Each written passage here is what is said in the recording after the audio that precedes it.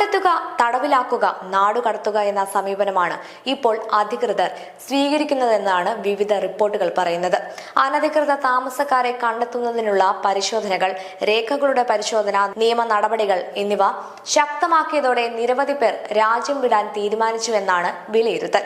സുരക്ഷാ വിദഗ്ധരുടെ അഭിപ്രായത്തിൽ ഇത് വെറും നിയമ നടപടി മാത്രമല്ല, അതിർത്തി സുരക്ഷയുമായി ബന്ധപ്പെട്ട ശക്തമായ ഒരു സന്ദേശം കൂടിയാണ്.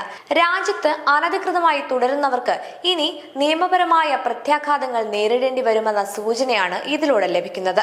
ഇന്ത്യയെ സംബന്ധിച്ചിടത്തോളം അതിർത്തി സുരക്ഷയും കുടിയേറ്റ നിയന്ത്രണവും ദേശീയ സുരക്ഷയുമായി നേരിട്ട് ബന്ധപ്പെട്ട വിഷയങ്ങളാണ്. രാജ്യത്തിന്റെ വിഭവങ്ങൾ, തൊഴിലവസരങ്ങൾ, ക്ഷേമ പദ്ധതികൾ എന്നിവ യഥാർത്ഥ പൗരന്മാർക്ക് ലഭ്യമാകണം എന്ന വാദവും ശക്തമായി ഉയരുന്നുണ്ട്. അതേസമയം ഈ വിഷയത്തിന് മറ്റൊരു മാനുഷിക വശവുമുണ്ട്. സാമ്പത്തിക ബുദ്ധിമുട്ടുകൾ, തൊഴിലില്ലായ്മ, ജീവിത സാഹചര്യങ്ങൾ തുടങ്ങിയ കാര്യങ്ങളാൽ അതിർത്തി കടന്ന്